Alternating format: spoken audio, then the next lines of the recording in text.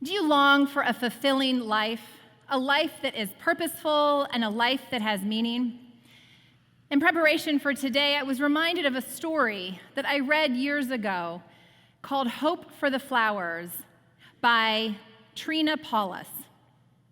One of the main characters in the story is a caterpillar named Stripe. And Stripe finds himself longing for a better life, a life that is different than just crawling around and eating. One day, he noticed that there were other caterpillars climbing on top of one another, creating this really large pillar. It was essentially a caterpillar pillar that they were climbing on to get to the top, yet no one could see the actual top.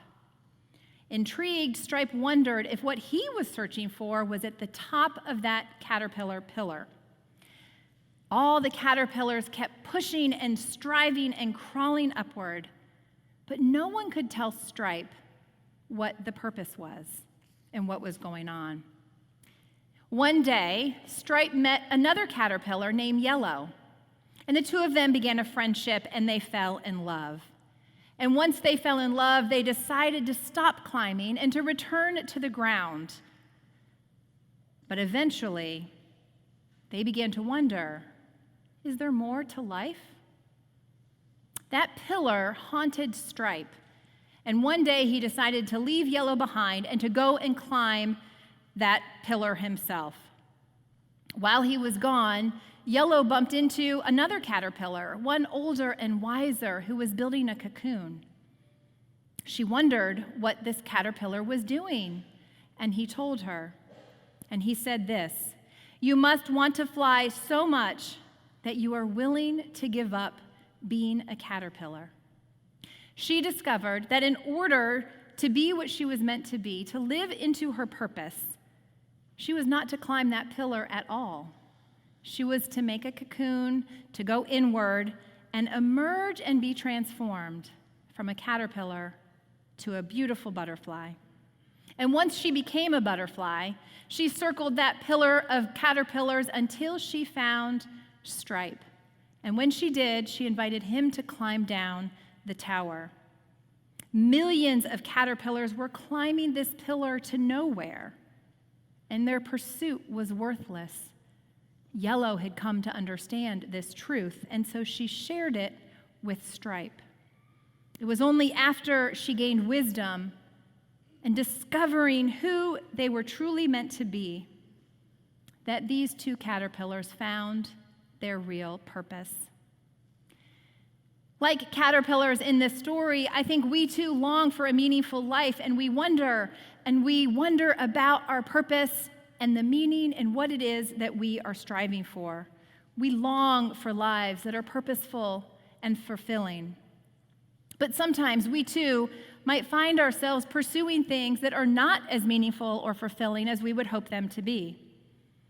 We get tricked into believing that our life is incomplete and that there must be something that is missing. And we believe that when this or that happens, or we get this or that, then we'll truly be fulfilled and satisfied. We know these things in our own life, right? They consume our time, our energy, and our thoughts, perhaps, maybe even our prayer life. Our culture, of course, gives us thousands of messages through online, print, and television media that markets things that we need in order to have a meaningful life. Hundreds and thousands of dollars are spent each year by companies trying to woo us into buying their product or believing the false truth that they are offering, in pursuit of the happiest and most fulfilling life, we are told. Online ads are targeted specifically to you. Did you know that? You have a recent Google search, and next thing you know, that very item is back on your computer, taunting you to purchase. And this isn't to mention as well the smiling faces that are in all the commercials, right? We watch the commercials of these families and these individuals living their best life with the product that they are selling. So we too are enticed. If we're not careful, we can chase the wrong things in pursuit of contentment, always wanting something more and bigger and better. we can easily distract ourselves with pursuits that end up making us feel empty rather than fulfilled. And like every generation before us, we have the choice. The pursuit of false gods and idols and things that are shiny in the distance that we must have and follow, or the pursuit of God, the living water. A false god, a false pursuit that so many of us are following is anything in our life that commands more attention and loyalty and devotion than the true living God. These things pop up into our lives, and we may not even realize we've turned it into an idol. We have different names, of course, for these false gods and idols: security and prosperity and wealth and seeking youthfulness and the health, holding up our health as our number one ideal. And it's easy in our culture today to idolize money and the things that money can buy for us. Of course, there's other false gods, and these include things that we distract ourselves with to perhaps stop from dealing with what's actually happening in our lives, scrolling endlessly on social media, shopping, alcohol, or drugs. There's other vices that we are drawn to that keep us distracted from God and the living water.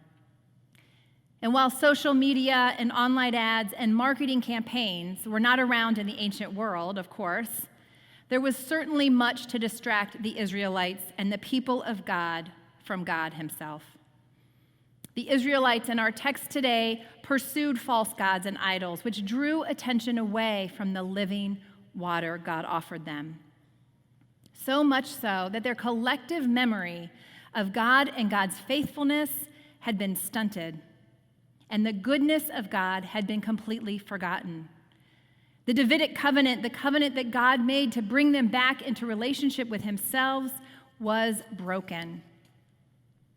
And aware of the ways that the Israelites had stopped pursuing God and had stopped following God and had forgotten about God, the prophet Jeremiah today offers harsh words and brings bad news to the Israelites. The prophecy begins with God questioning what went wrong. Why is God no longer worthy of their time and attention? Why did they turn away from God? Why did they break the covenant promise to be in relationship and connection with God? Why did they forget about God's faithfulness, leading their ancestors into the wilderness and getting them free from slavery? Why did they pursue false gods? You can almost hear God's yearning and longing and wonder in the text.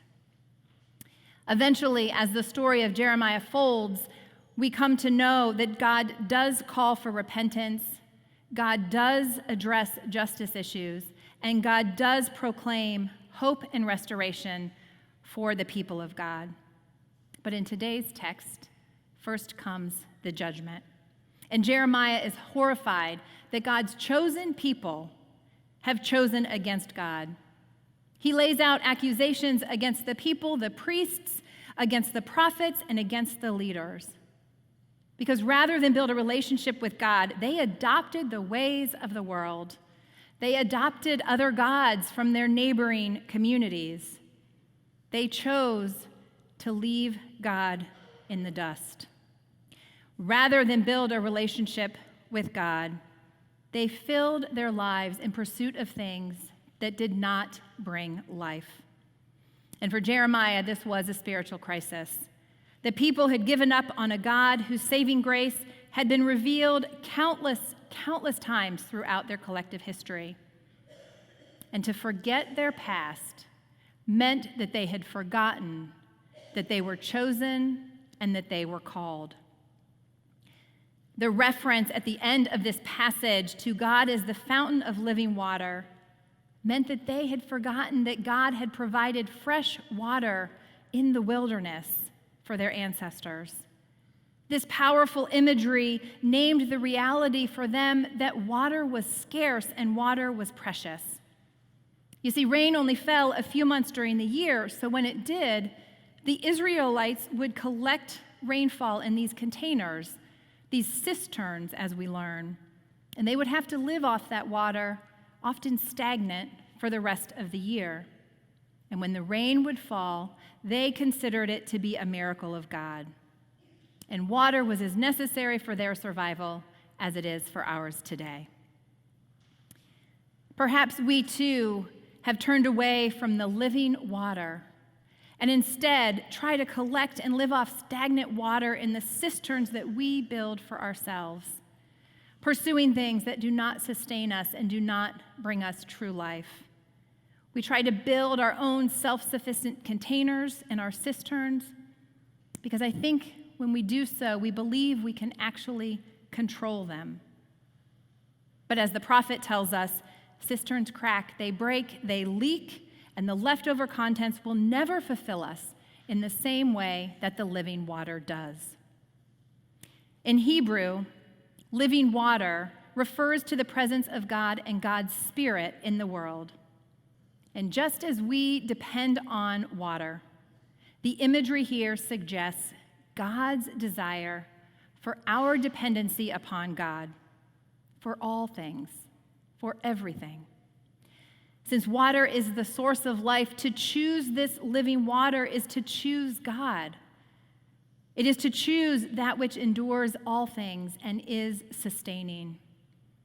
It is not the false climb on the pillar of caterpillars. It is not pursuing those false gods in our life. It means pursuing the things of God, God's desire for justice and God's desire for restoration and compassion and love.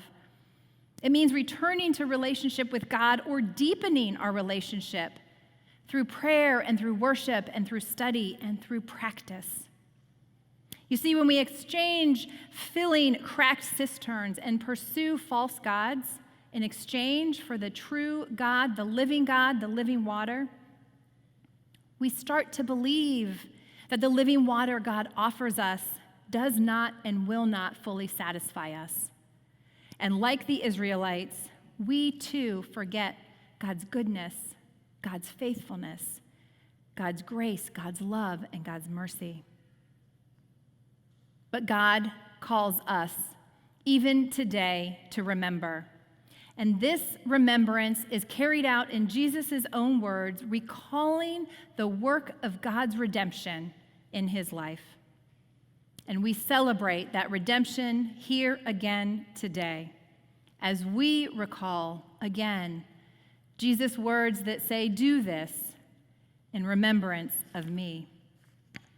When we partake in the greatest remembrance, this act of remembering, this table, we too are renewed in our faith and renewed in our commitment to the life-giving water that is offered to us freely, no strings attached.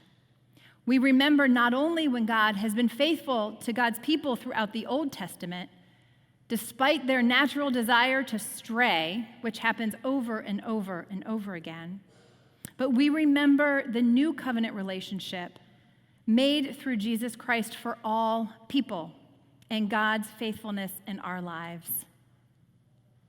When we partake in this great feast, as we will do so later in this service, we align our life and our choices with God's purpose and God's concern for the world. And in doing so, our lives and our personal pursuits may begin to make more sense. Like stripe and yellow, we might discover what we are meant to be and our purpose. We can be inspired to be a part of God's ongoing redemptive work in the world as we pursue the life-giving, living water of God. As my seminary professor, Sally Brown, has said, living an active relationship with the life-giving God of the Scriptures does bring obligations as well. It's the patient work and of prayer, acting compassionately and working for justice. And it's when we participate in the redemptive work of God, keeping promises, welcoming strangers, forgiving debts, That's when we drink from the fountain of the living God, and we discover a quality of life that is both sustaining and is also sustainable. Friends, the pursuit of false gods and idols and filling leaky cisterns is so natural for us in our culture, in our lives, in our world today. But it never will ever fulfill us in the way the source of living water does. And the God of living water wants to be in relationship with you and with me, not for our own personal benefit, but for the sake of the world. Let us, as individuals and as a community of faith, be renewed in our call as chosen and beloved disciples of Christ, pursuing not the empty ways of the world, those things that distract us for the greater cause and purpose of who God is and calling us to be, not pursuing those things, but pursuing the life-giving, life-saving ways of the world, because God's desire is to partner with us in the ongoing redemptive work, and you and I are a part of that plan. May it be so. Amen.